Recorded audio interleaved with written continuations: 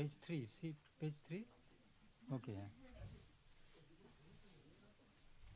Okay. Okay, 大丈夫ですか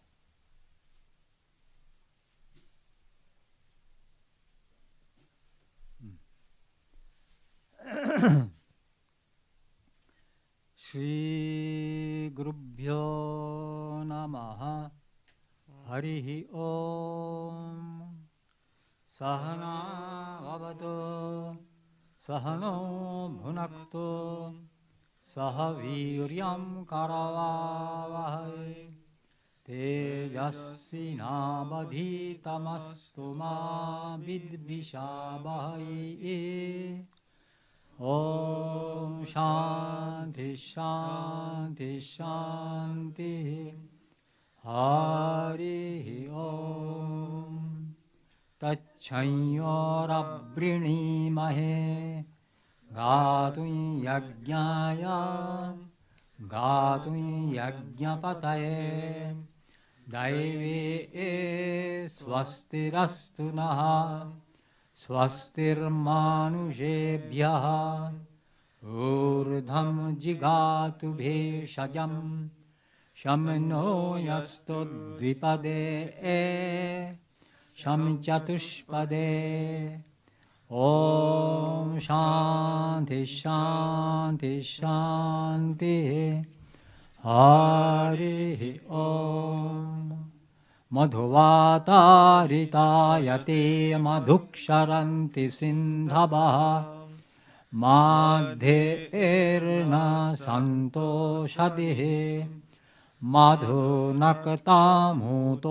ससि मधुमत्पार्थिवगं रजः मधुदौरस्तु न पिता मधुमन्नो वनस्पतिर्मधुमग्यम् अस्तु सूर्यः माद्भिर्गावो भवन्तु नः ओङ्मधु ओङ्मधु ओङ्मधु ॐ पूर्णमदः पूर्णमिदं पूर्णात् पूर्णमुदच्यते पूर्णस्य पूर्णमादाय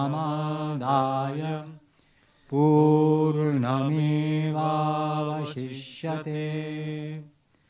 ॐ शान्ति शान्ति शान्तिः हरिः ॐ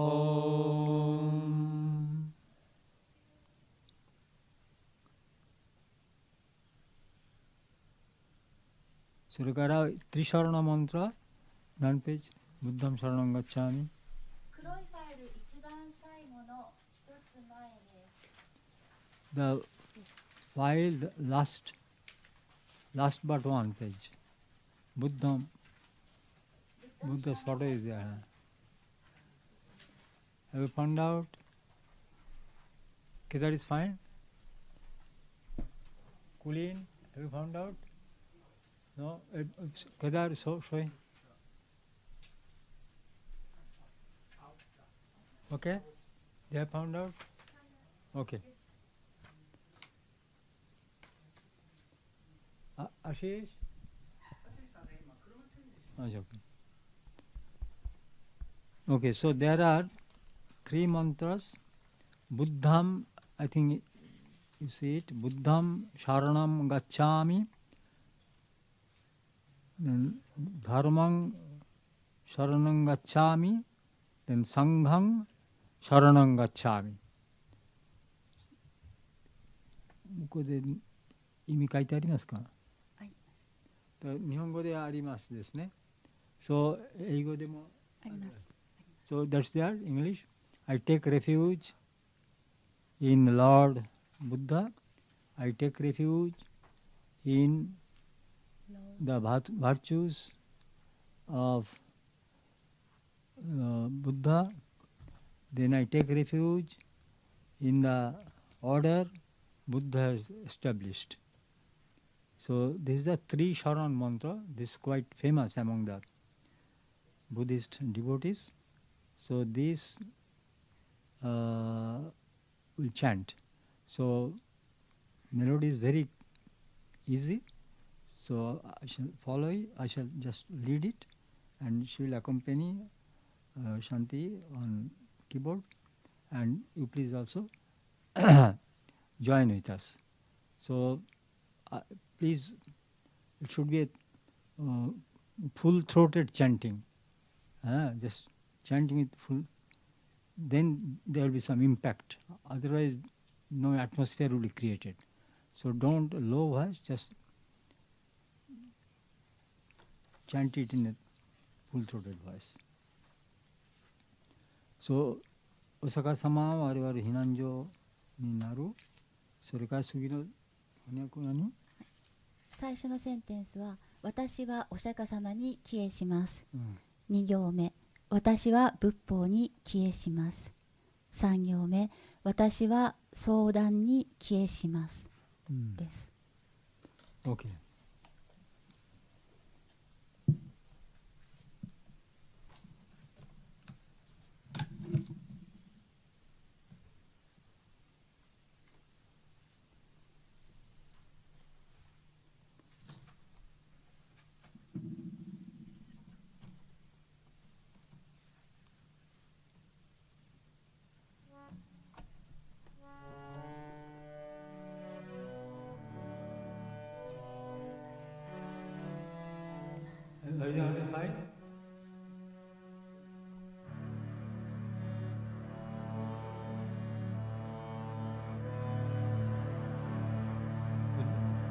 There's a file.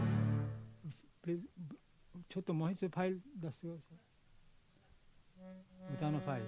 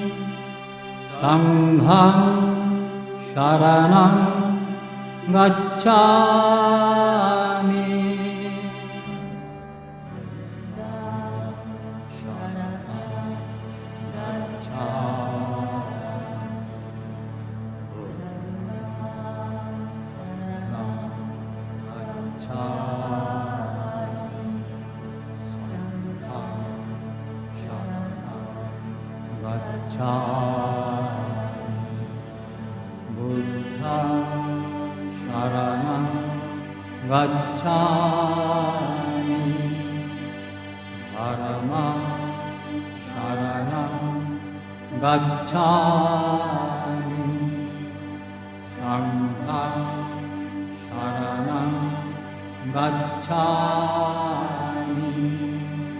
buddha saranam gacchami dharma saranam gacchami sangha saranam gacchami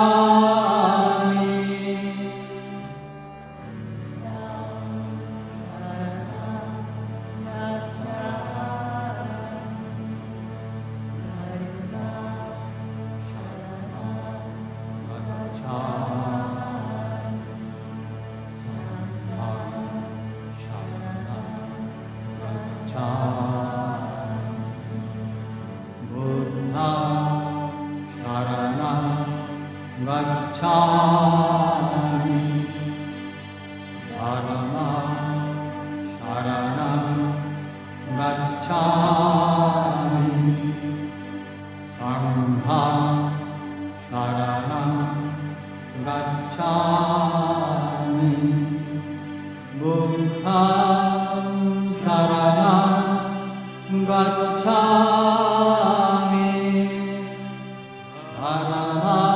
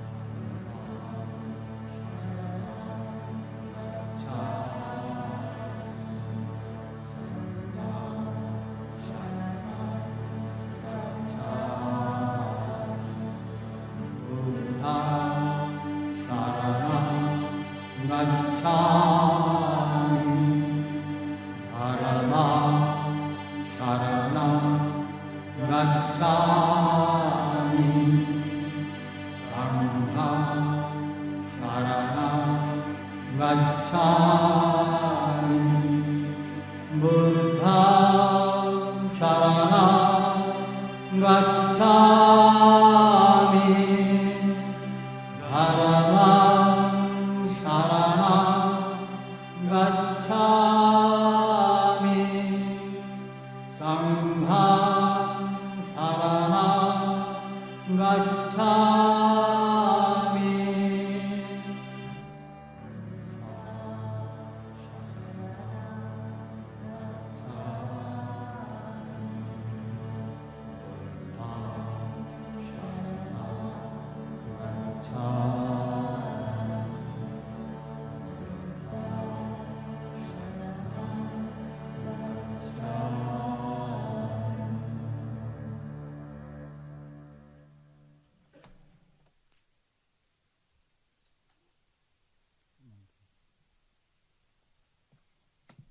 続いて次のページ、般若心経。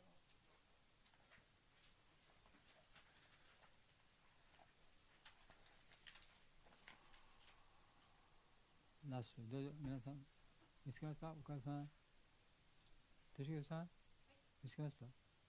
マントラ。仏教の般若心経。どうぞ、日本人、皆さん、貸してください。どうぞ。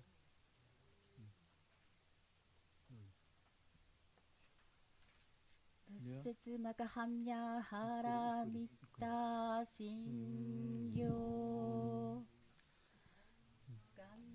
天才菩薩教人般若ハラミタ知正見語雲海空道一切空薬者利子式不意空空不意式式即税空空即税式住創業式薬不尿税者利子税商法空想不傷不滅不空不浄不増不減税行空中無式無住創業式無限に微絶心に無式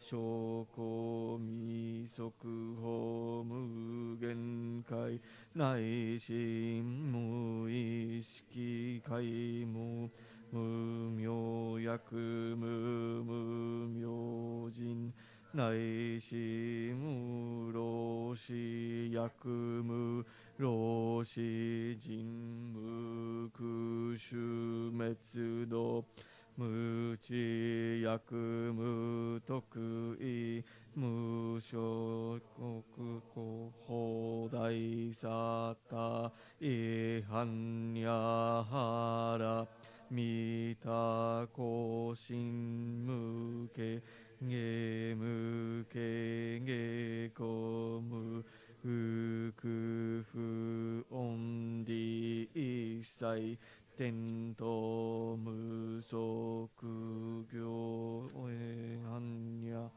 伝承仏般若はらみた高徳あのくたら三脈三菩提高知般若はらみた世大人種世大名種税無常種税無東道種農地を一切空心自福公説般若はらみた種即世種圧やてぎゃてはらぎゃてはらそうぎゃてぼじそうあか般若心経。I remember that. Please bring your copy of that Buddha's teachings, that book. Now they will be reading from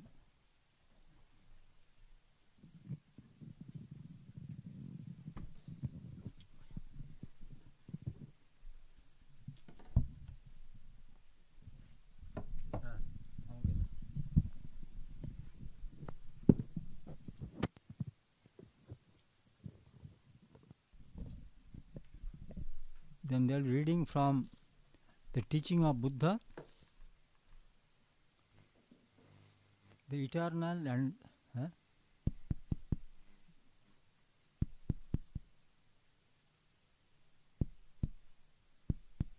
okay 聞こえますか？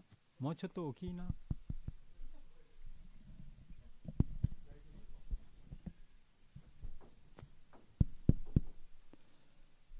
Now they will be reading from the teachings of Buddha, the eternal and glorified Buddha, his compassion and vows. First in English, then it will be followed by reading of the Japanese translation. Buddha's compassion and vows. The spirit of Buddha is that of great loving kindness and compassion. The great loving kindness is the spirit to save all people by any and all means. The great compassion is the spirit that prompts it to be ill with the illness of people, to suffer with their suffering. Your suffering is my suffering, and your happiness is my happiness, said Buddha. And just as a mother always loves her child, he does not forget that spirit even for a single moment, for it is the nature of Buddhahood to be compassionate. Chashish, mobile mic. Yeah, read.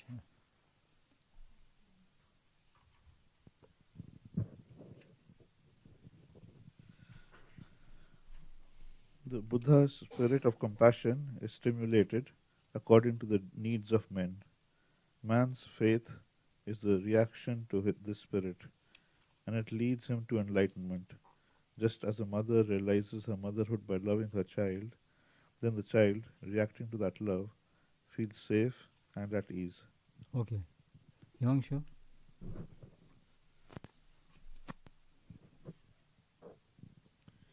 Yet people do not understand the spirit of Buddha and go on suffering from the illusions and desires that arise from their ignorance. They suffer from their own deeds accumulated through worldly passions and wander about among the mountains of delusion with the heavy burden of their evil deeds. Okay. Mira?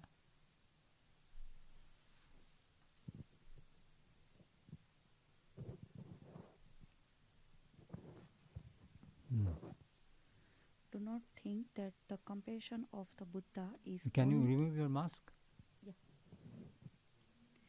Do not think that the compassion of the Buddha is only for the present life. It is manifestation of the timeless compassion of the eternal Buddha that has been operative since unknown time, when mankind went astray due to ignorance. Okay. Radha?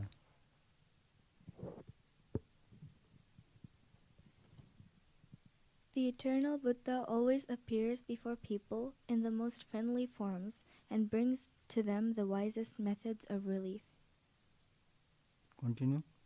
Shakyamuni Buddha, born a prince among his Shakya kinsmen, left the comforts of his home to live a life of asceticism. Through the practice of silent meditation, he realized enlightenment. He preached the Dharma, the teaching, among his fellow men, and finally manifested it by his earthly death. Okay. Your father? Give it to your father.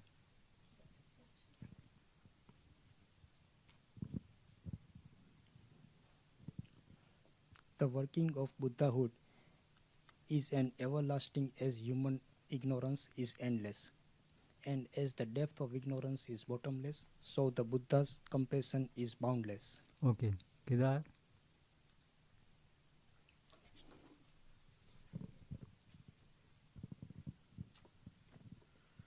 When Buddha decided to break from the worldly life, he made 4 great vows. 1. To save all people. 2. To renounce all worldly desires. 3. To learn all the teachings. And 4. To attain perfect enlightenment. These vows were manifestations of the love and compassion that are fundamental to the nature of Buddhahood. Okay, thank you. Okay, bring the book. Return it. Okubo-san? 日本語は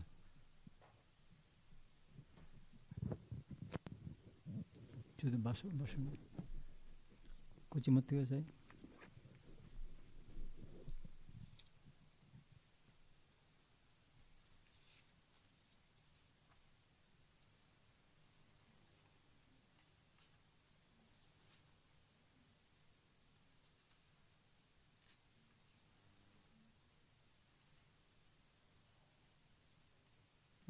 こっちから一つ一つ皆さん。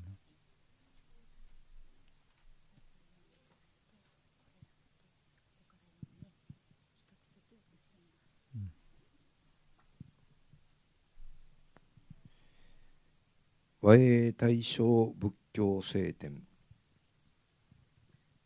第2章永遠の仏第1節慈しみと願い。1仏の心とは大慈悲である。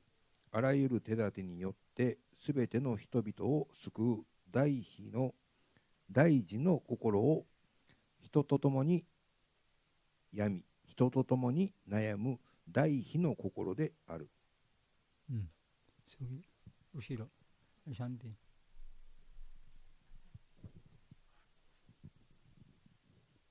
かしら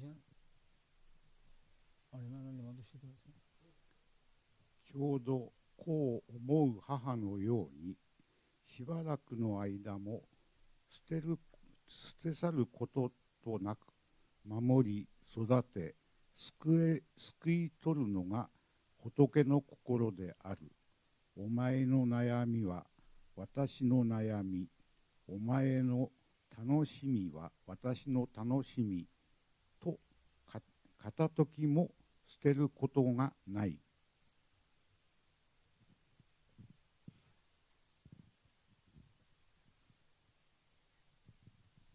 仏の大悲は人によって起こり、この大悲に触れて信ずる心が生まれ、信ずる心によって悟りが得られる。それは子を愛することによって母であることを自覚し、母の心に触れてこの心が安らかとなるようなものである。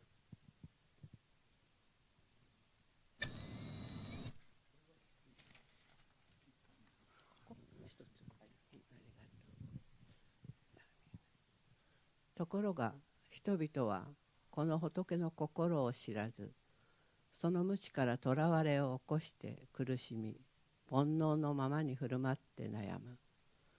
罪業の重荷を負ってあえぎつつ、迷いの山から山を駆け巡る。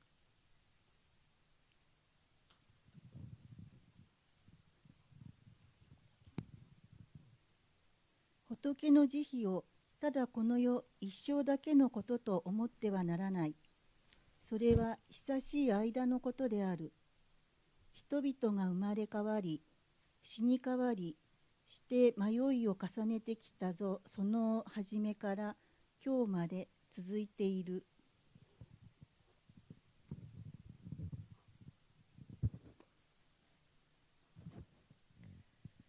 仏は常に人々の前にその人々に最も親しみのある姿を示し、救いの手段を尽くす。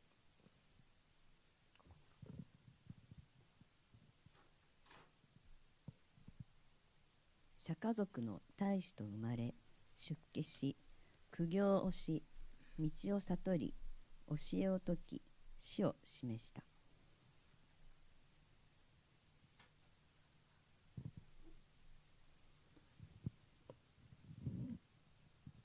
人々の迷いに限りがないから、仏の働きにも限りがなく、人々の罪の深さに底がないから、仏の慈悲にも底がない。OK、思います。僕出したな。2終わりまで。2番の終わりまで。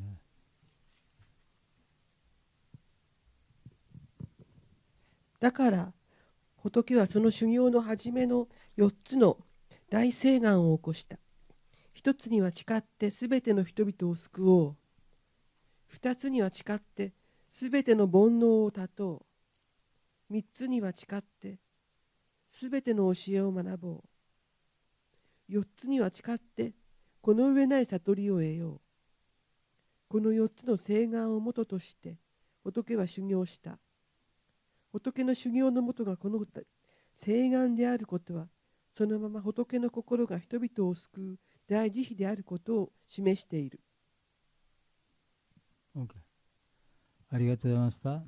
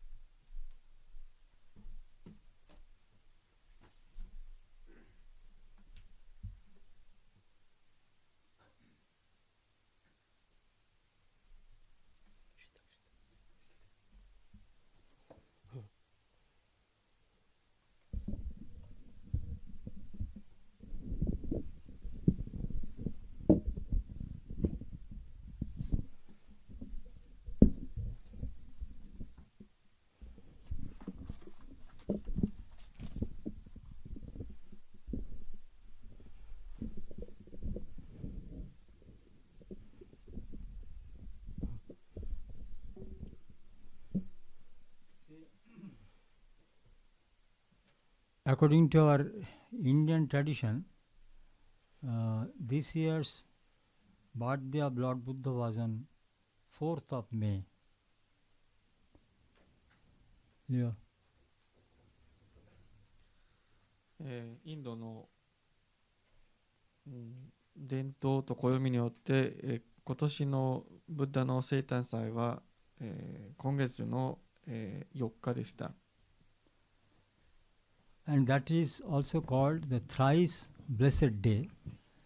That is, Buddha, Lord Buddha, was born on that day. He was enlightened on that day, and on that day also he passed away. That means the full moon day of the first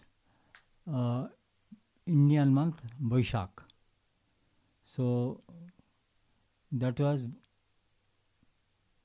the Buddha's, we regard that according to Indian tradition as Buddha's birthday. So this year it's a lunar, according to the lunar calendar the dates change. So this year it was on 4th of May. この、日は3回祝福された日として、敬われております。この日は、仏様が誕生し、悟りを開き、そして滅亡しました。インドの暦の1日の満月の日にあたりますので、毎年が少し変わります。で、これはバイシャクという月と名乗ります。Now, the image of the Buddhists is that Buddha was a founder of a new religion, and in fact before his birth there is no such genuine religion or spirituality in India, not by all Buddhists, but some Buddhists, they think in that way, which is not true. Long before Buddha, there was the Vedic religion, the Upanishad, highly sophisticated and elevated spirituality, and with the passage of time, the original practices of Hindu religion and philosophy were forgotten. Then there's the advent of Buddha, who in fact reformed Hinduism, which was later known as Buddhism.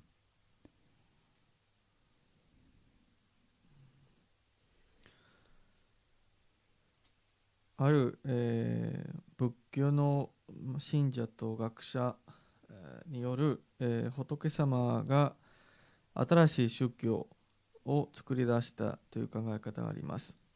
つまり仏様が生まれになった前にはインドには、本当の宗教がなかったという誤った、認識がありますけれども、本当に洗練されて崇高な教えを説いたベーダとウパニシャッドの教えがありましたが、時間が経つとともに本来の知性と教えが薄くなり、忘れてしまわれたので、仏様がお生まれになってその本来の教えを普及して、ヒンズー教を、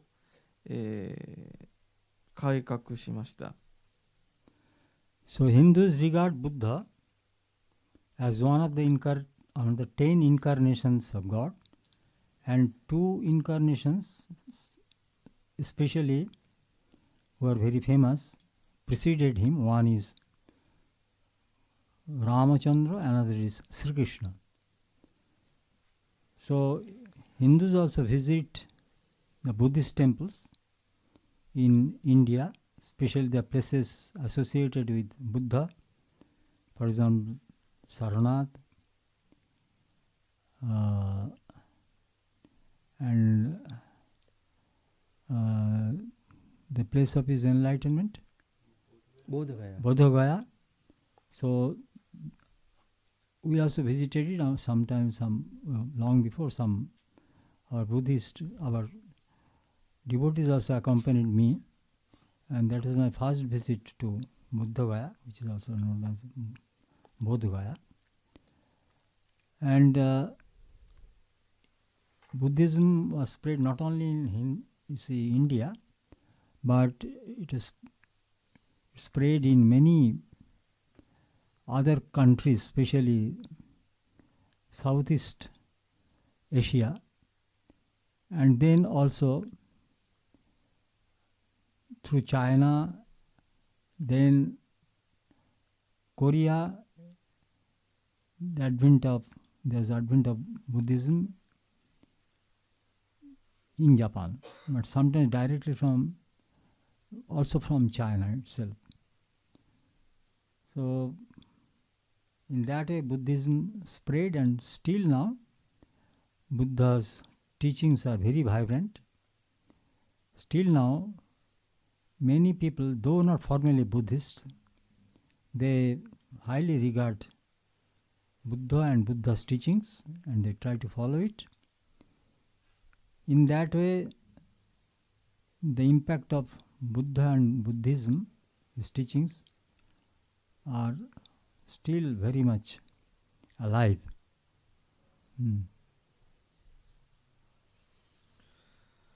ヒンズー教では、ビシュヌ神は化身としてこの世に生まれ変わるという信念がありまして、ブッダはラーマとクリシュナの後の化身になられました。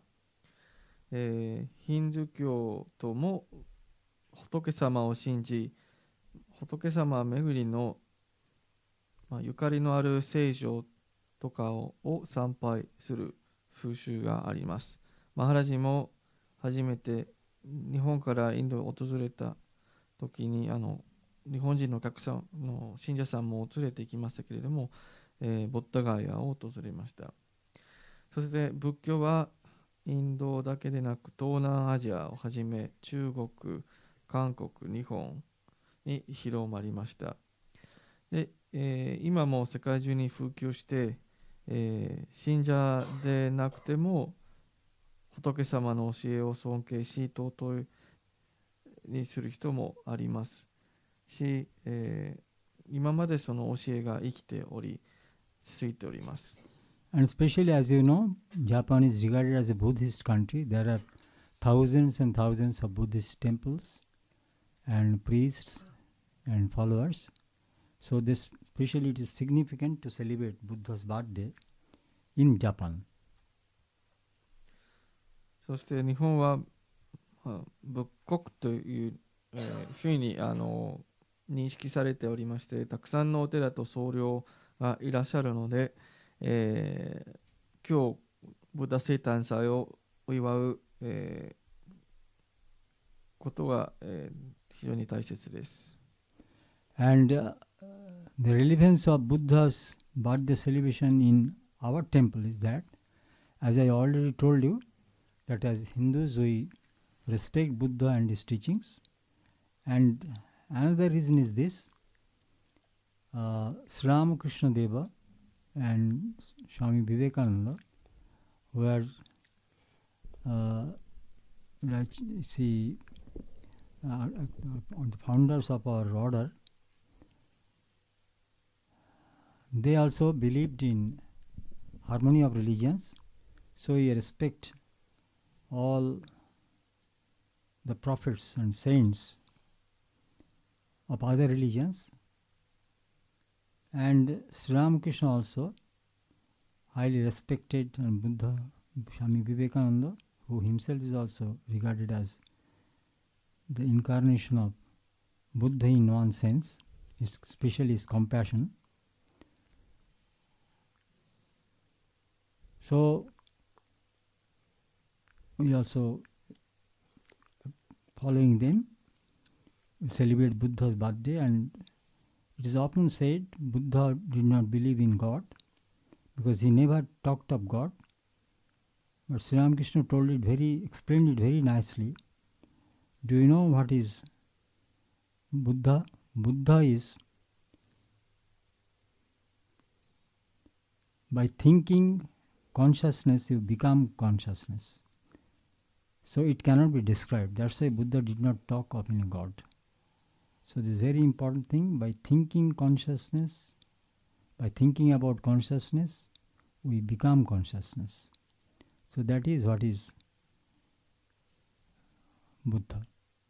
So with this introduction, I request Swami Dibbyanathanji, our assistant Swami, to give a talk on Lord Buddha. We generally hold this celebration on third Sunday, but for special reason, we are holding it on the second Sunday of this month. So I think Swami Dibbyanathanji does not need an introduction to you. So he will explain the teachings of Buddha in very lucidly, giving some examples and quoting from his life, some incidents from his life. The word Thakur Maharaj, by thinking of consciousness, you become consciousness. But what did he use the word buddhi or something like that? Bodha. Bodha. Mm. そしてこちらの日本ベランタ教会で仏様の誕生日を祝うする意義もあります。私たちは仏教と仏法を尊敬しているだけでなく、スリラーマクリシナとスワミ・ビベカナンダは、宗教の中和を主張し、世界中の聖者、預言者と、神の化身を尊敬していました。先ほどのビシュノ神の化身の話からすると、スリラーマクリシナもブッダの、化身であると考えても良いです。特にその慈悲深さは無限でしたから同じではないかと考えられます。ビベカナンダ。ビベカナンダ。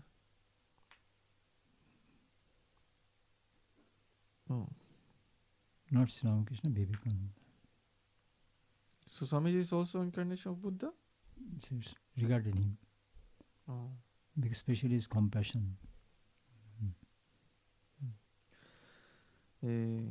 である人はブッダが、無神論者と、考えているんですけれども、スリラーマクリシナは、うまくこれを説明できました。ブッダは意識、ベンガル語でボッダって言いますけれども、その意識、に集中して意識と一体となったので、どういうことかを説明できなかったので、その神様について話しませんでした。本日は第2の、日曜日ですけれども、普段は第3の日曜日、こちらのような例会を開きますが、特別な理由があって第2の日曜日にしました。本日はスワミ・ディビアナタナンダジ・マハラジは、仏様の教え、出来事などを引用しながら、講演されます。ブッダムシャラナムガッチャミダルマムシャラナムガッチャミSangham Sharanam Gacchami. Very good morning to all of you. 皆さんおはようございます。So today, as already introduced by Swami Medhasanandaji Maharaj, I'm going to give a short talk on Gautam Buddha, but today the topic, as you have been already been informed, that teachings of Buddha through parables and illustrations, because his life contains so many things, the life itself, and then teaching so many, but we have very short time, and we shall touch upon a few parables, interesting parables, stories, and illustration to explain his teachings. That is the theme of today's topic, today's talk. 仏様はさまざまな教えを説いたんですけれども、今日、時間も限られているし、もっと分かりやすくするためにいろんな出来事と、逸話、例えを引用しながら彼の教えについて皆さんにご紹介したいと思います。Gautam Buddha was not the original name of him. He was born as Siddhartha, and he was a prince born to King Shuddhodhana and Maya Devi. Shuddhodhana was a king of the Shakya clan of Kapilavastu. そして、ブッダは、最初からブッダという名前があったわけではなくて、シッダルタ、すべての願いを成就するという意味なんですけれども、シュッドーダナ王とマヤデービの女王の間に生まれ、カピラバシトゥにある、釈迦族の王国の、王子様として生まれになりました。Now, although he was born in so much of luxury and glamour, but those attractions did not hold him there. Although his parents tried to make him happy by all means in the kingdom, but he was by birth a very thoughtful person. So one day he was going out in a chariot and he had the vision, 3 visions. First he saw a old man, and then a sick person, and then a dead person. No, he had not seen these things in life. So he was shocked, and when he asked his companion, the charioteer, he explained that, yeah, he is sick and he is an old man, and this person is dead. Every person who borns will be dead. So he explained to Gautam Buddha.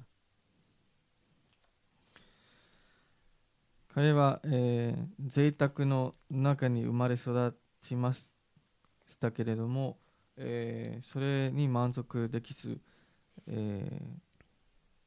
父親は、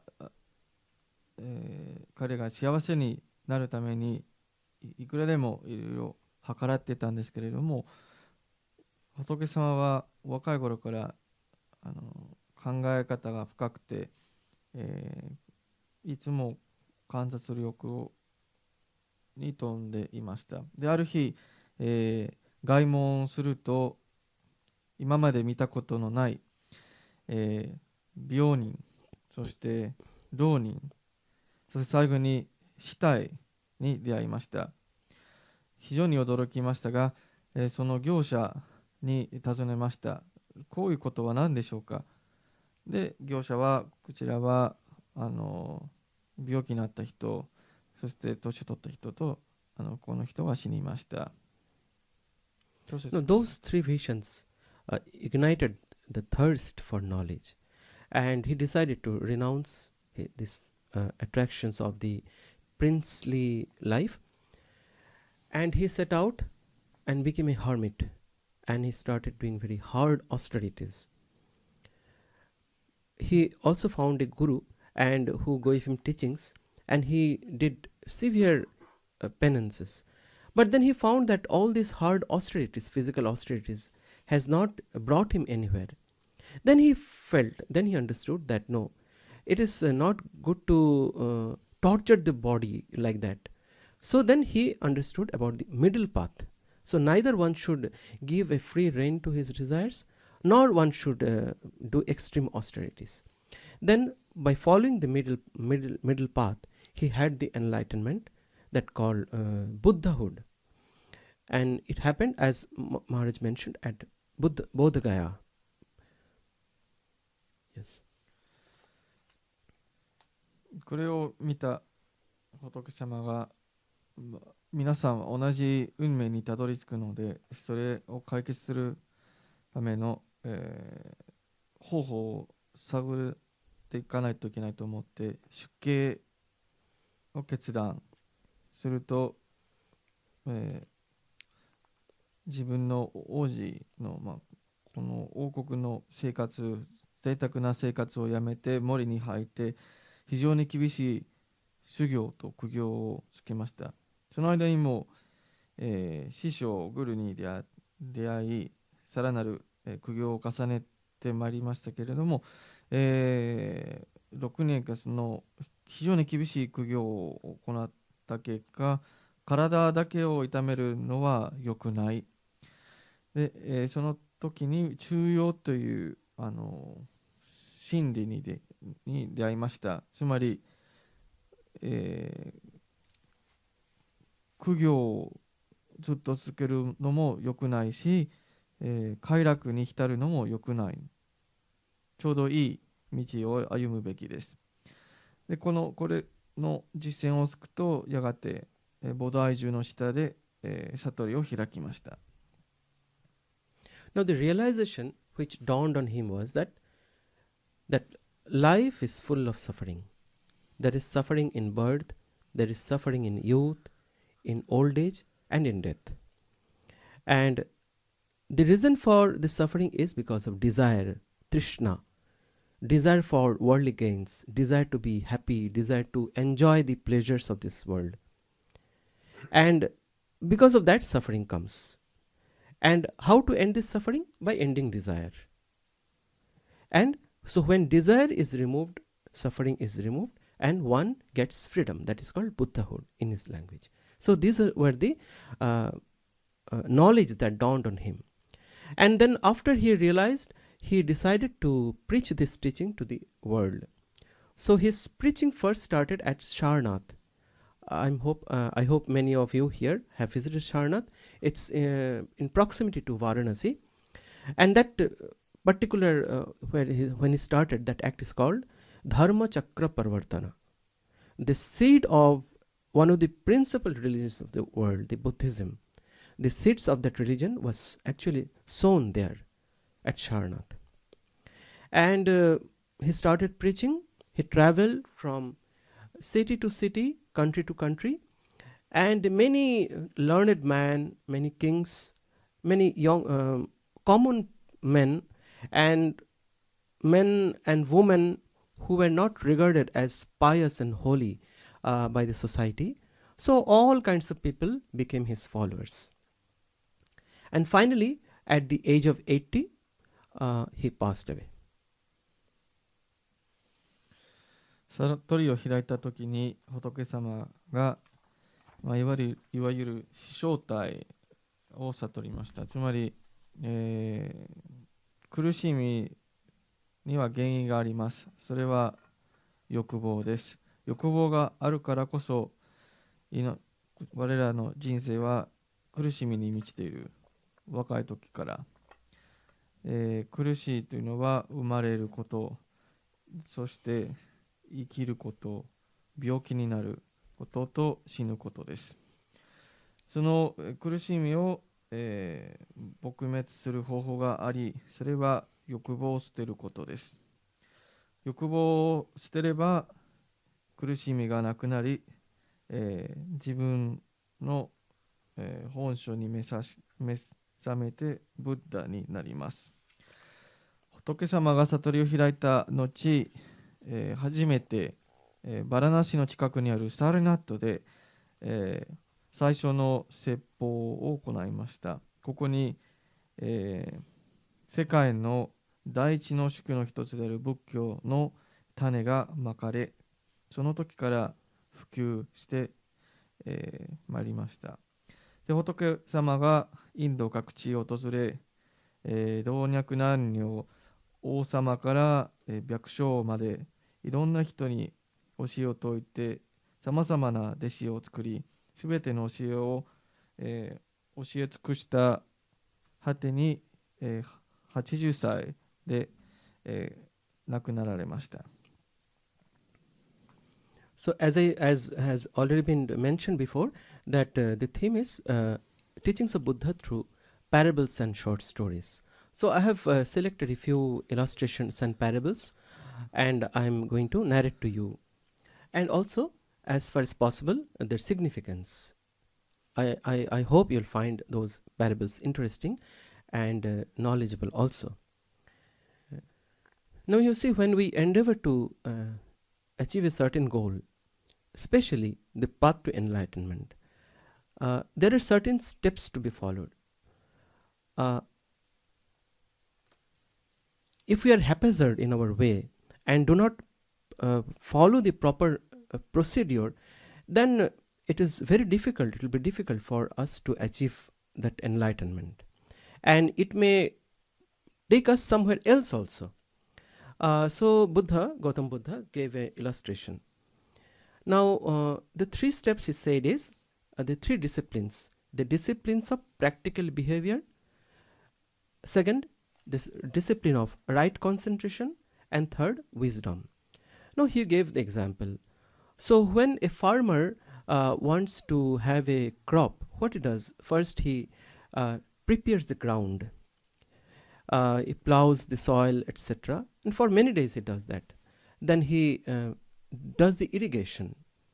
Sometimes the farmer depends on the rain, and in some places by canal, etc., by tap water, etc., irrigation is done. And then when weeds grow, he removes the weeds also. Then finally, when the ground is properly ready with water, etc., then he sows the seeds. And finally, he gets the crop. So, but suppose if the farmer plows the soil today, tomorrow he does the irrigation, and day after tomorrow he expects the crop. It does not happen. So there is a proper method also. So in the same way, for achieving enlightenment, in the path of enlightenment, one has to plow the soil with good conduct and behavior, cultivate good virtues, then remove the evil thoughts as the farmer removes the weeds from the ground. One has to be careful about removing evil thoughts when they pop up in our mind, and then sow the seeds of concentration, dhyana, and then the enlightenment is a matter of time. Yeah. では、物語や例えを用いて、仏様の教えを紹介します。私たちが、悟りの道へ歩んでいくときに、段階的かつ体系的に進まなければならない、こういうふうに進まないと迷って正しい道から逸脱してしまう可能性があります。そのため仏様が、その整理された方法を教えました。例えば正しい行動、正しい集中と正しい知恵を持って実践する必要があります。例えばある農夫が、その土地を耕して種をまいて水を巡らして灌漑してで、雑草が生じてくるときにそれを、切ります。今今日耕して明日種をまいて明後日水をかけたらすぐ豊作得られません。少しずつ進まなければならない。雑草というのは私たちの、雑念、願望、欲望ということにあたりますので、それらを取り除かなければならない。同時に、道徳感、功徳という良い種をまかなければなりません。これらのことをしますと、やがてディアーナ、禅定という状態を達して少しずつ悟りへの道に進んでいきます。Now for the same experiment, the same fact, he gave another illustration. Once in a certain place, there lived a wealthy but a foolish person. Now he was wealthy, once he saw that his neighbor has come up with a 3-storied building. So then he became very jealous. He wanted a similar building for him also. So he asked, those days houses were made of wood. So he called his carpenter, known carpenter, and he explained the design, etc. That he wanted 3-story building. Now the carpenter started. He did the foundation, then the first floor. Then he started doing the second floor. Now when this rich man saw this, he became very impatient. He said, no, I don't want ground floor and first floor. I want the 3rd floor directly. So which is not possible. So this illustration to drive home the fact that, okay, we have a goal, but we cannot jump into the goal suddenly one day without following the initial steps.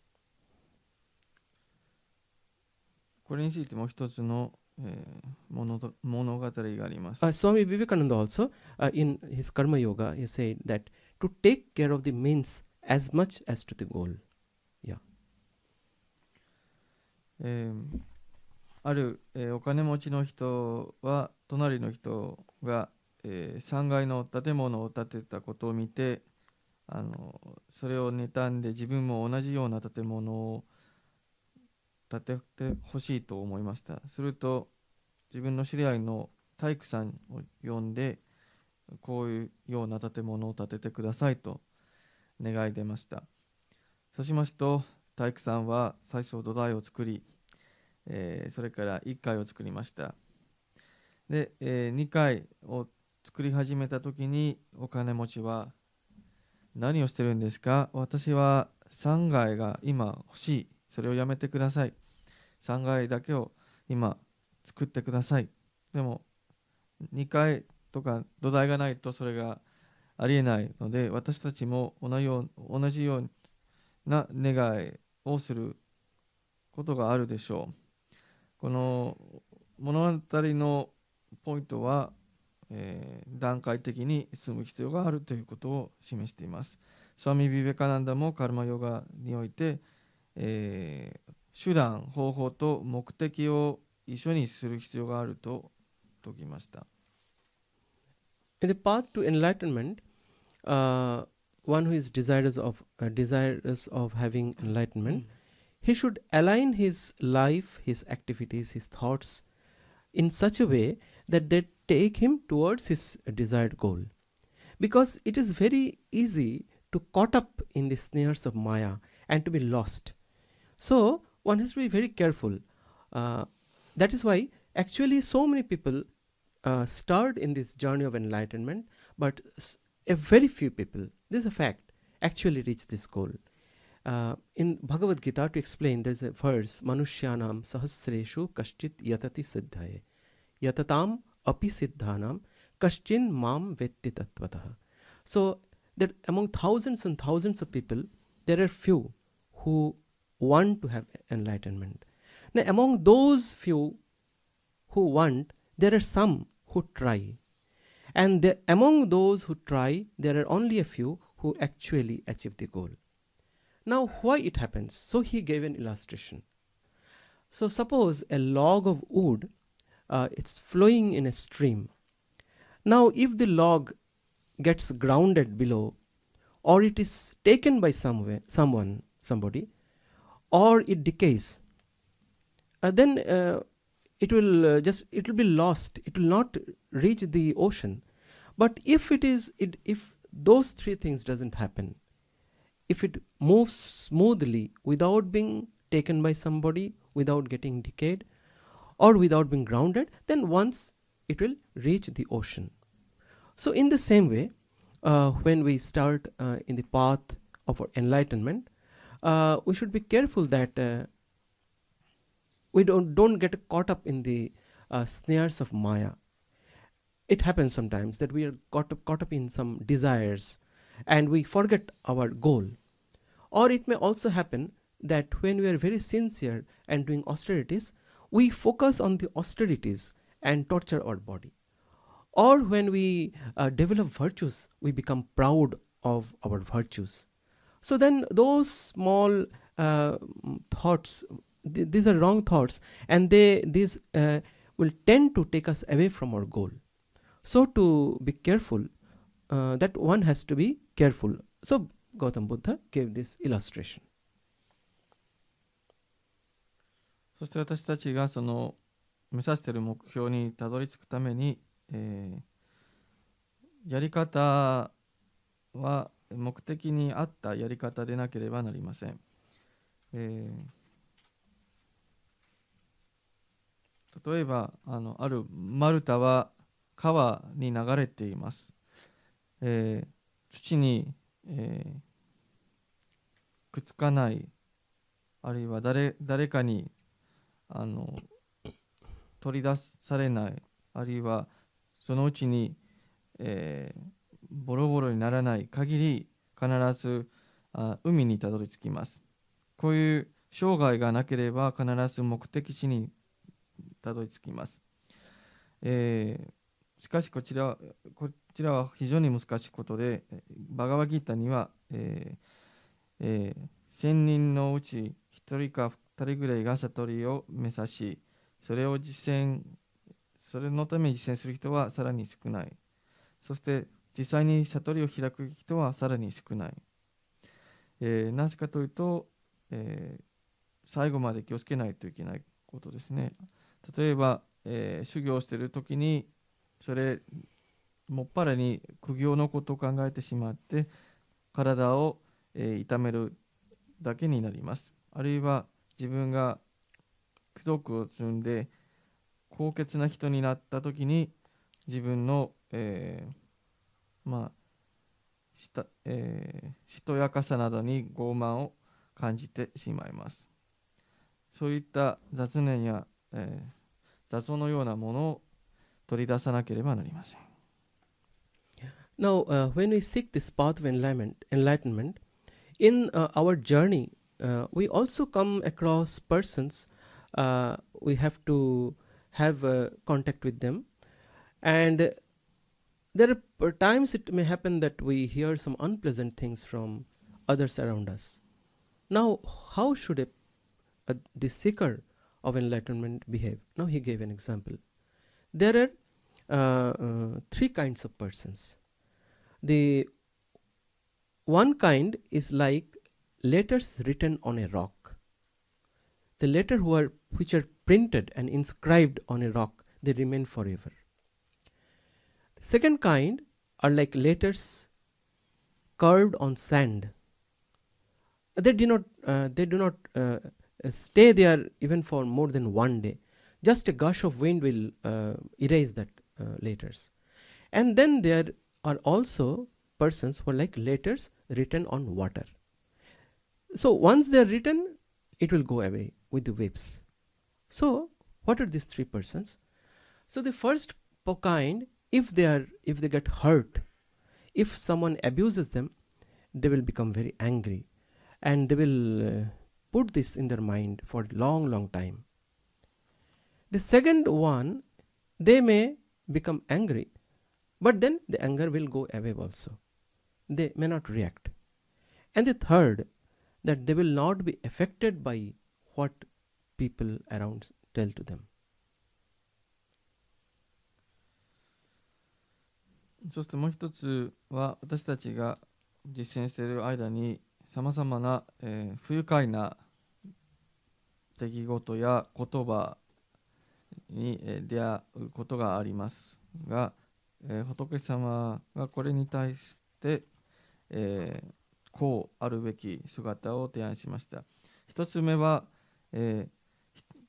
ある人がこういう不愉快なことにあって、その不愉快な気持ちが心の中に石のように刻まれてしまい、いつまでもそれに対する恨みや怒りを抱き、なかなか手放さない。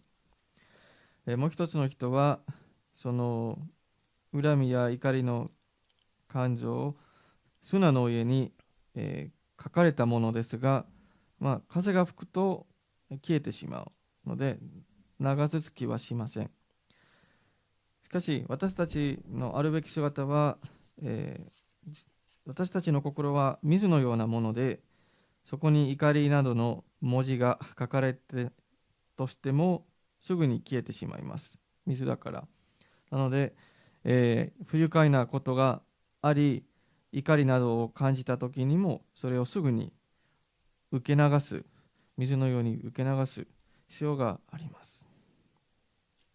So these are the illustrations which show the importance of practical behavior in life.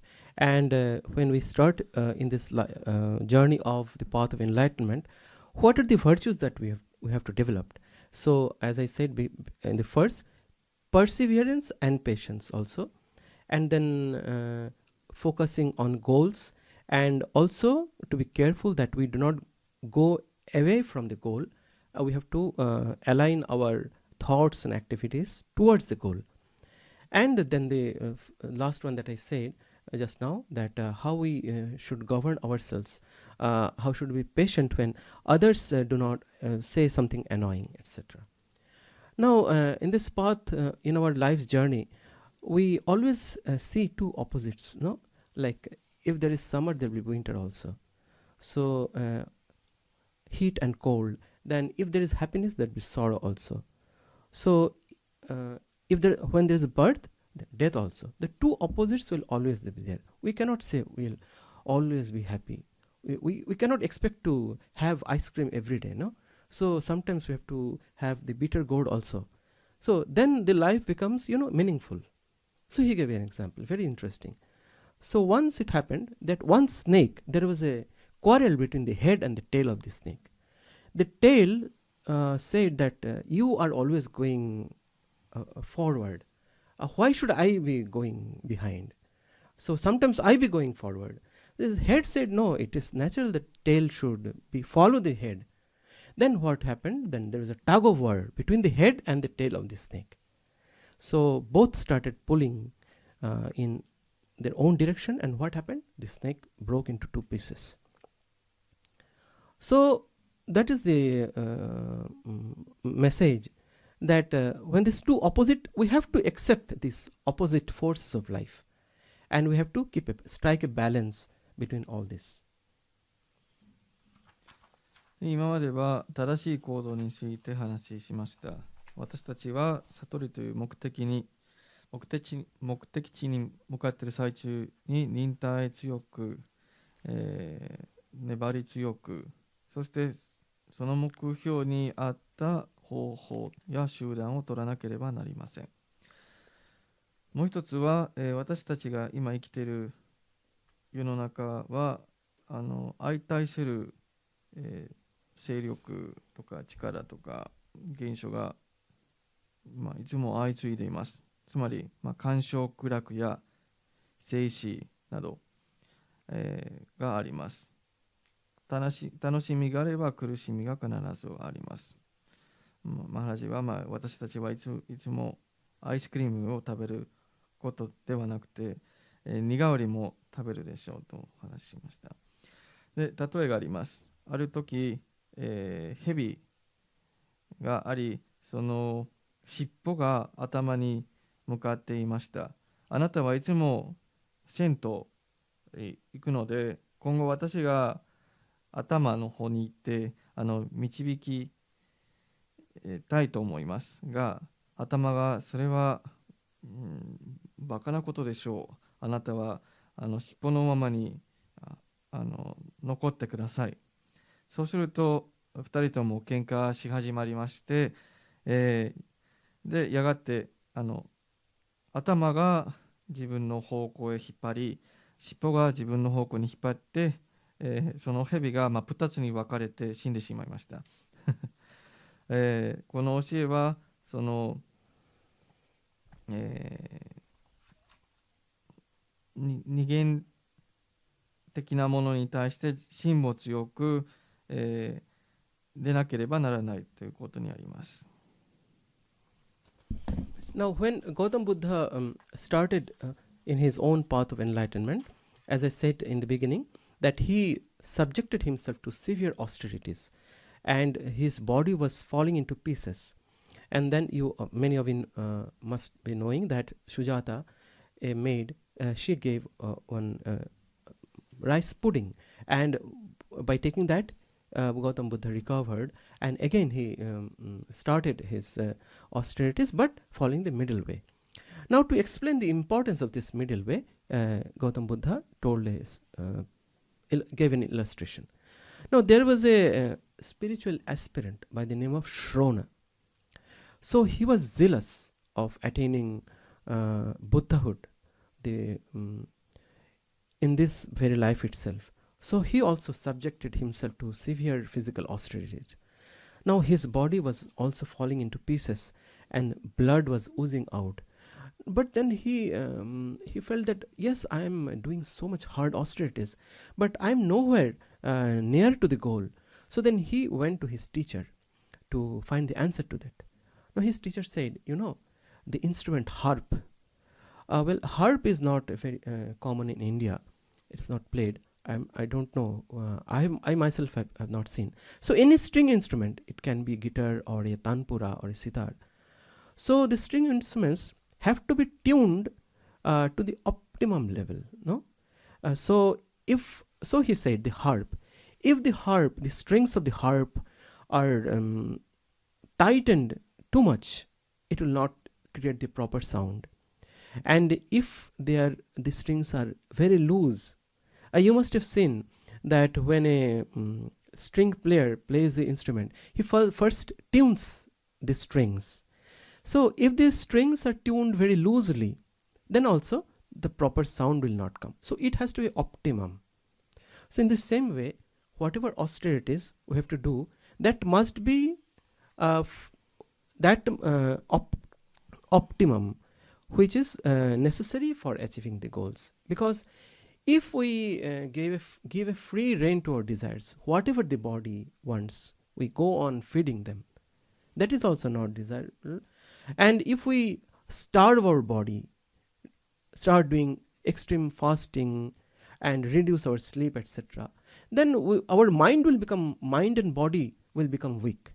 So all these things has to be done to the optimum level also. Only that which is necessary and helpful to take us towards the path of enlightenment.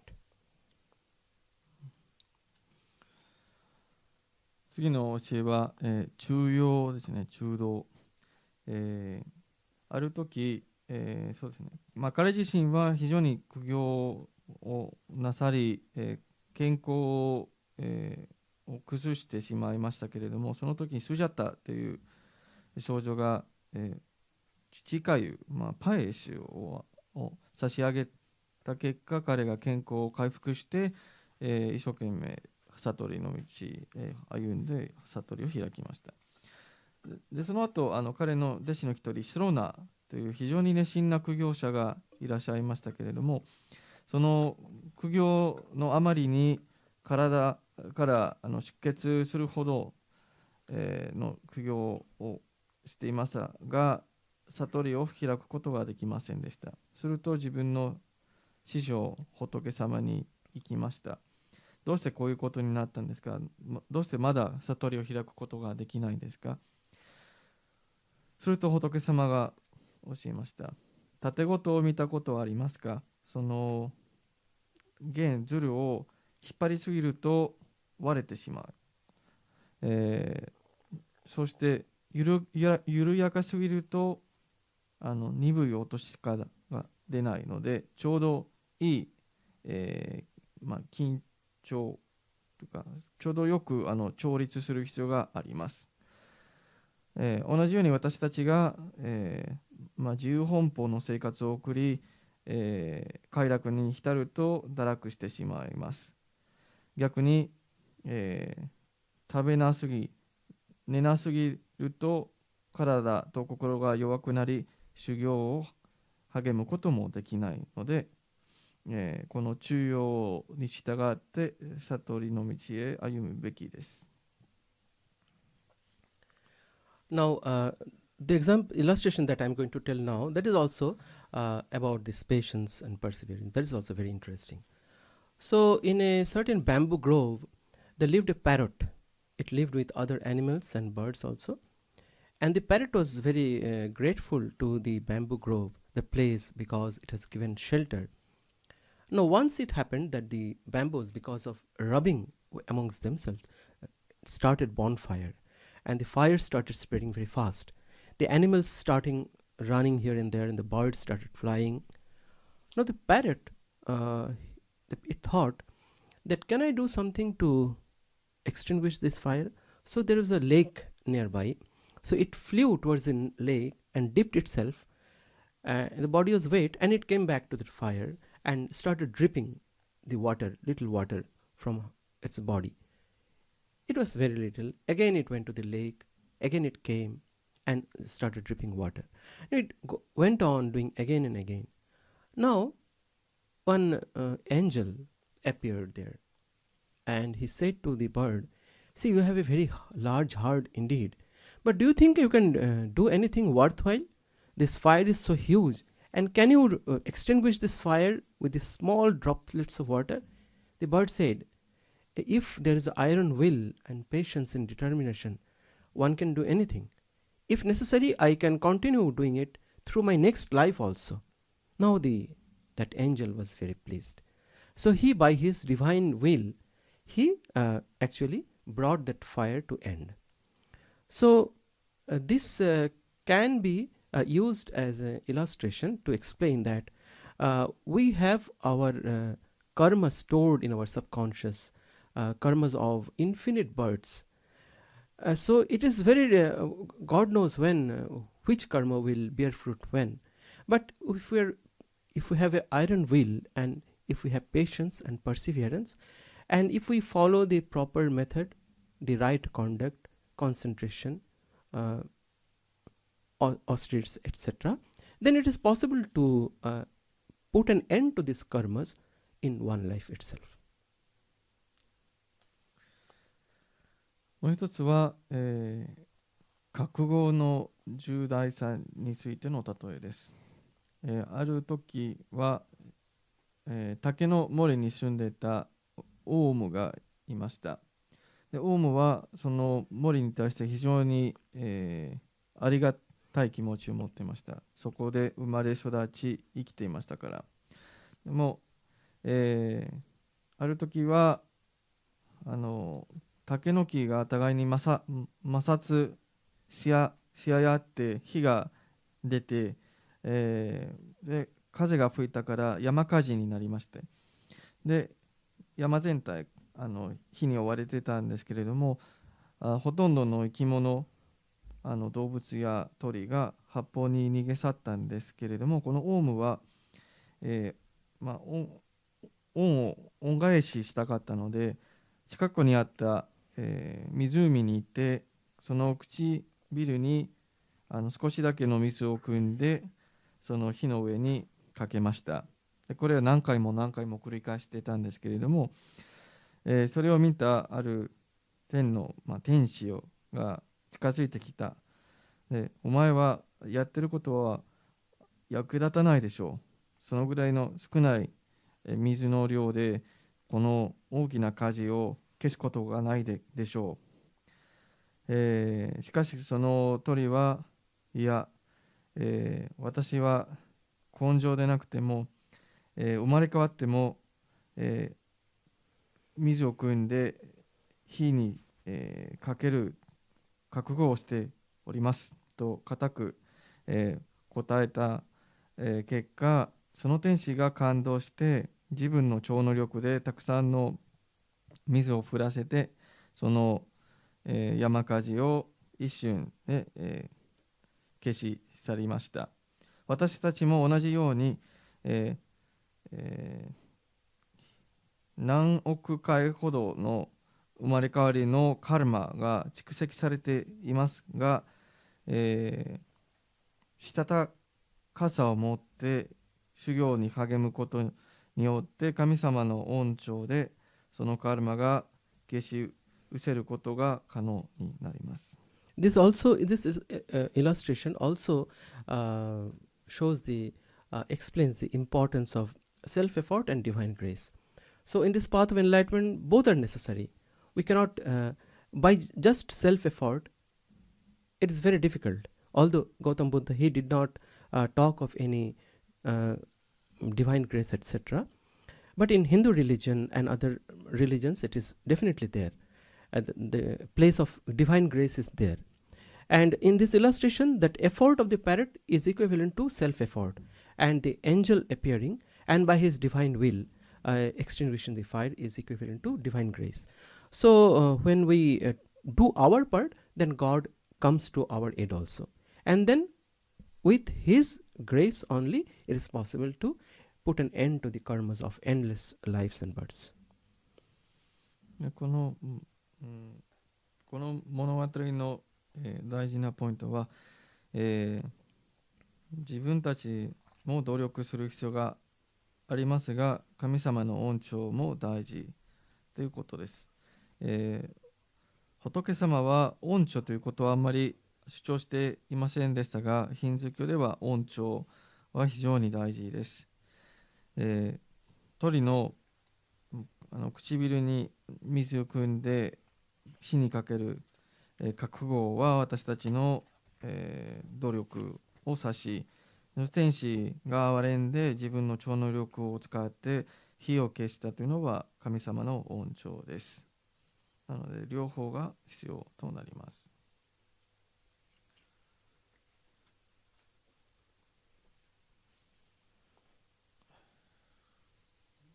So these were the few parables and illustrations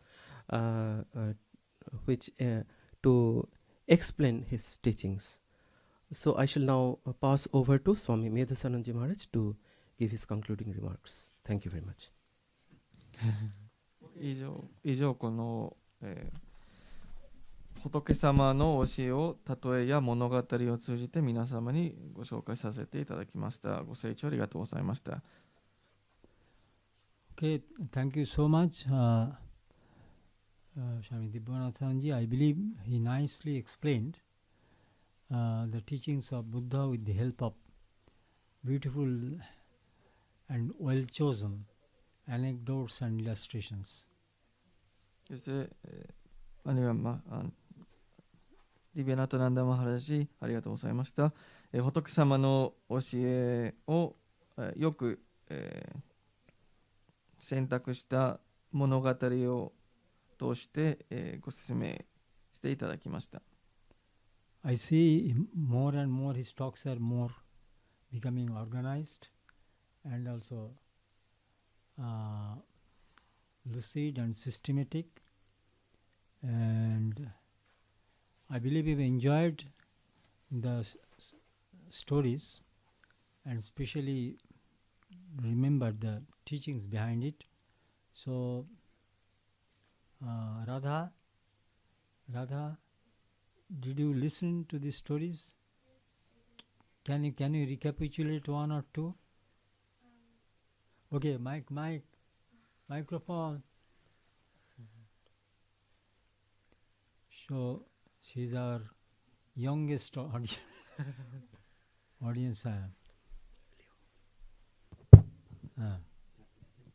Can you just remove your mask and just recapitulate one story which impressed you? I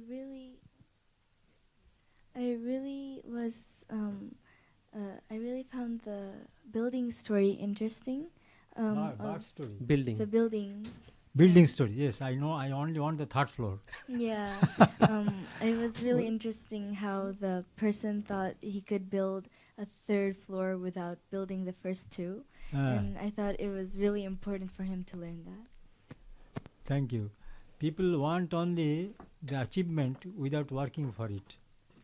You know? But it can't be. You must work to achieve something. Achievement cannot come just by simply imagining it or just fancying it. Then, so there are many beautiful points he, I think, mentioned. First of all, we only want something, that's not enough. We should work for it, and also should be always careful about our. I should be aware about our goal, so that we do not miss the path, so that we miss the target. So that's it, another important thing, that you should be always aware of the goal and also aware of the path, right path to reach the goal. That's one thing. Then about the human relationship, I think it's an important point. He said that sometimes people tell us some things, criticize us, and we remember it for a long time. But there is also another attitude, or another, I should say, way how to tackle it. That is, people may tell something bad about us, but as it is said, try to forgive and forget. Forgive and forget. I think it's the most important thing. That is writing on the water. Writing something, soon it will obliterate. So that's it. That means we may be angry also, but at the same time we should try to forget about it quickly. Now yesterday we were discussing about this. Suppose we have some bad relationship with some altercations with some people, and then if I try to forget it, but the other person with whom I have some altercation, if he does not or she does not forget, what will happen? I said, okay, why do you think it in a hypothetical way? Yours is that you should try to forget about it. Then if you really forget about it, then there will be surely some effect on the other person with whom you had some altercation. So what we should do, let us try to do what we can, not without worrying what the other party will do. That's another thing I think he said nicely. Then I think the middle path, that's very true. In Bhagavad Gita is very nicely said, yukta ahara, yukta vihara, yukta cheshtasya karmasu, yukta sapna babodhasya, yogaha bhavati dukkhaha. That means our lifestyle should be balanced. Too much, not too much eating, not too much sleeping, not too much waking, not too much merrymaking. There should be some balanced. The problem is this, sometimes we lose the balance and we suffer. So that's also another very important thing. That's what's called the middle path, the balanced path. And then finally, the grace and the self-effort. That's also very important. If we really want to do something great, then we should also don't expect the result very quickly. We should wait. We should try to do it with patience and perseverance. And if there is a lack of energy on our part, in spite of our self-effort, then God will come and help him. God does not help him who does not help himself. You know, that is the word. God helps only him who helps himself or herself. So that's it. So it is said that like the two blades of the scissor, with which blade the paper will be cut, we don't know. But both are necessary to cut a paper. Which one is more important, self-effort or grace? Very difficult to say. But both of it has its role. You see? You understand the point? Two scissors of the blade. Can you tell which part of the blade? Two blades of the scissor. Huh? Two blades of the scissor. Two blades of the scissor. Two blades. So two blades of the scissor. So which is responsible for cutting the paper? It's difficult to say. Both have roles. So similarly, there are both sides. And though Buddha himself did not talk of grace, but you read Buddhism, they say Buddha's grace is necessary. Buddham Sharanam Gacchami. Not Buddha's grace in Buddha's teachings. Lots of Buddha's grace is.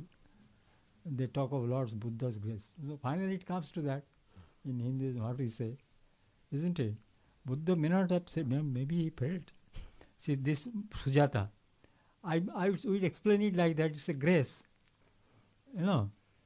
So because of grace, that Lord showed his grace in that way.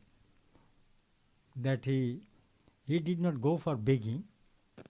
Sujata herself brought that, it's a rice porridge. So can you not explain it that as God's grace? A Hindu can surely explain it in that way. So that's why both are necessary. Self-effort and perseverance. So I think some of the things it's not enough that we should just listen. We should try to a little bit of practice it. We always give emphasis on it. Practice, practice, practice. Just merely by listening or by reading cannot change us. Important is to bring a change in our life. So that's the most important thing. You attend the talks, you read books, you listen, you see too many wonderful speeches, but finally what happens? Does it bring any change in our life? That's a $1 million question, or $1 million question. So that's it. See that some of the things Maharaj discussed should bring a change in our life. If that is there, then there's justification of listening to this talk and attending this celebration. Okay, thank you. Now I would like to add just one point. Can I? Sure. Okay. So I would like to add one point which I missed during the talk. As I said that Buddha, what he discovered in his realization that life is full of suffering, and the cause of suffering is desire. And when desires, we can, by discrimination, meditation, following good virtues, and cultivating right conduct, we can kill these desires, then suffering is removed. Now, there is one particular verse in the Bhagavad Gita. It comes in chapter 6.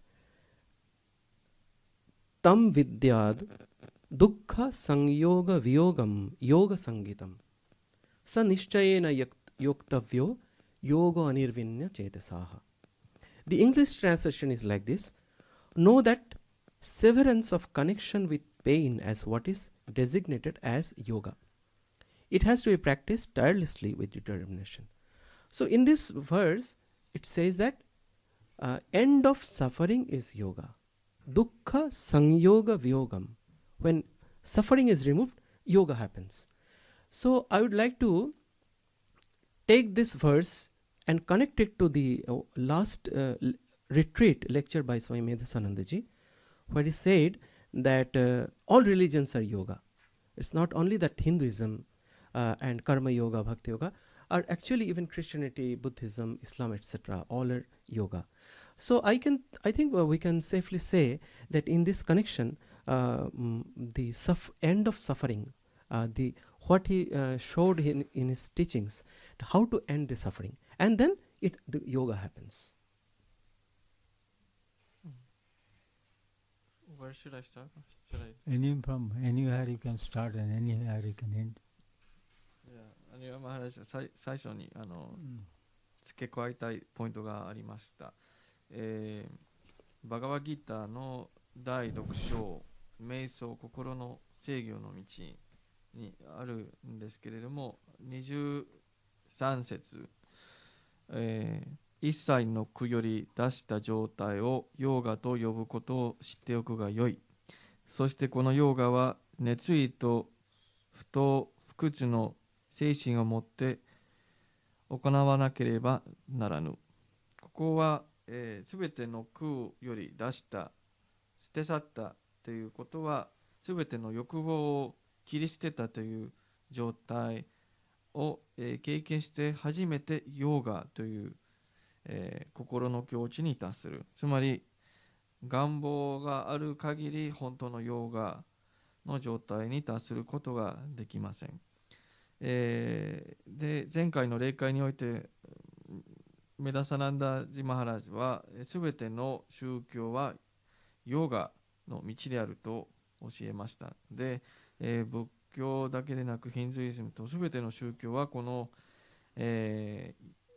ヨガの道に、つなぐことであると、意識していただければと思います。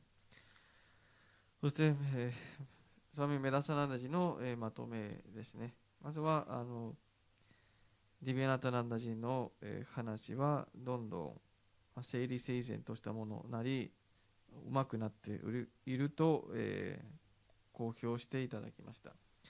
そして皆様はこの物語と例えを聞いて、楽しく聞かれたでしょう。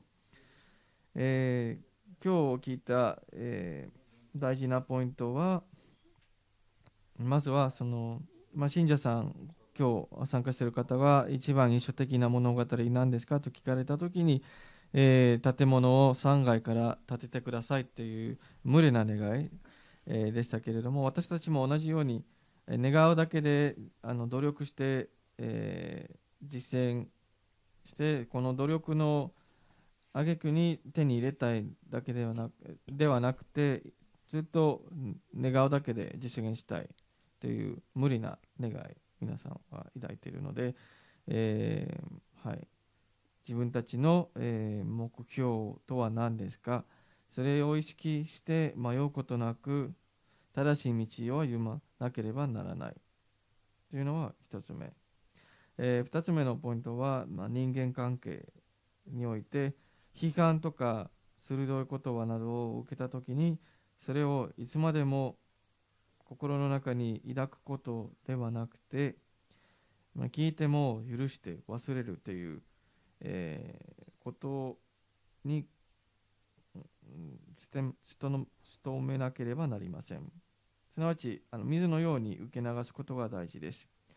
昨日インド人の信者さんがいらっしゃり、人生についていろいろ話されたんですけれども、例えば喧嘩するときに、相手を許して忘れるということがというテーマが出たんですけれども、もし私が忘れることにしたとしても、相手がそれ忘れないことにするとどうなるんですか？で、ここは大事なのは相手の行動ではなくて、まずは自分が許して忘れてください。そうしますと、もしかしたら相手が影響されて、相手も喧嘩の種になったことを忘れてしまうでしょう。もう一つは、中道ですね。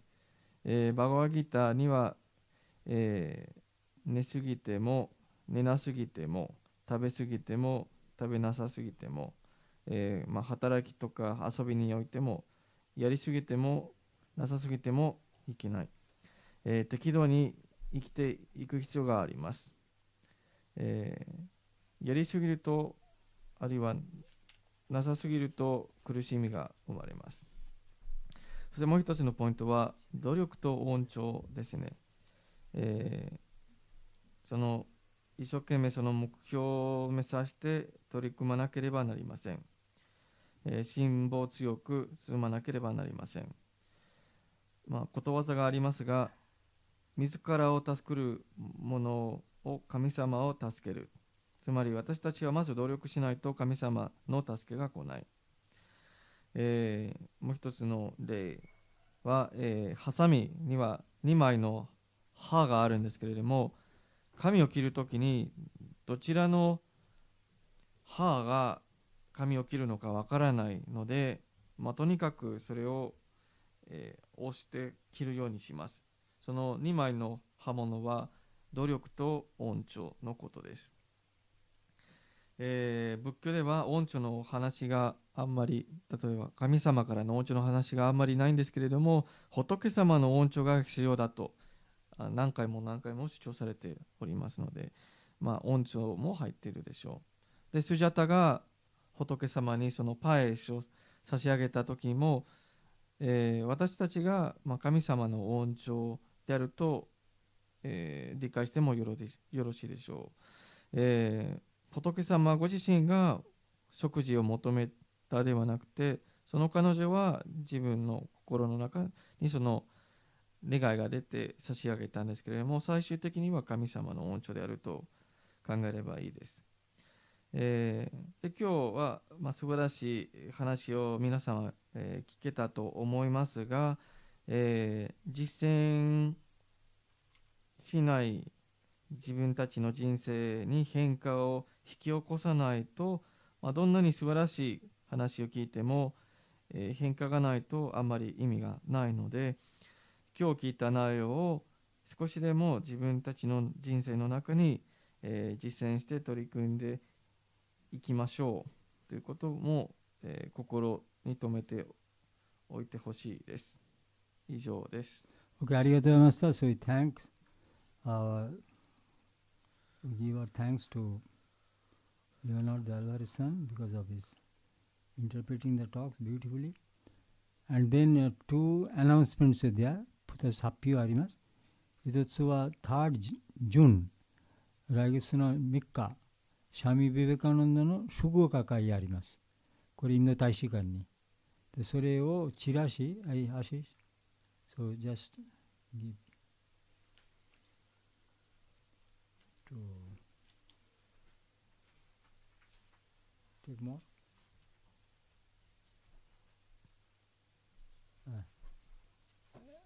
And someone they can give to their friends also, so they can. So 友達に友達のためにも2つ give just two. お母さん。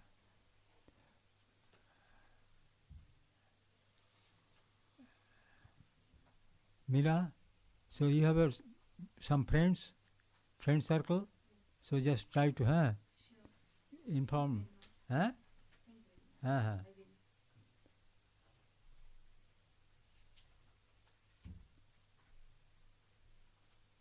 that I already informed you.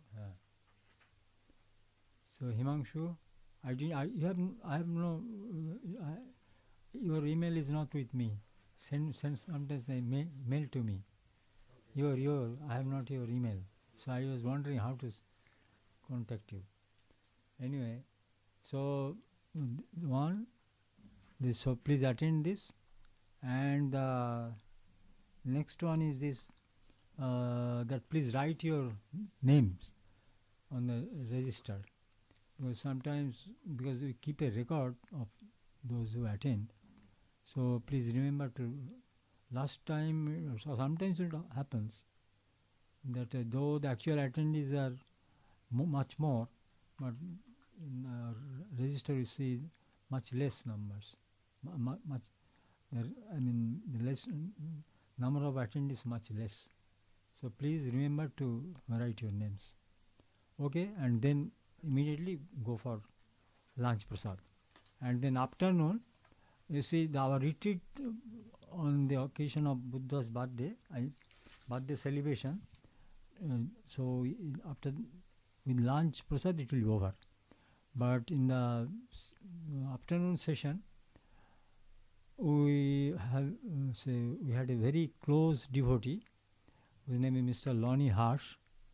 So we shall conduct a memorial service on the occasion of his passing away. So he recently passed away. So he was very closely associated with us and supported us in many ways. So there is some PowerPoint presentation of his close association with us, and very checkered life he had led. So those who are interested, we request you, we invite you to that session, which will start at 2:45 p.m. 2:45. Okay, so thank you so much. ありがとうございました。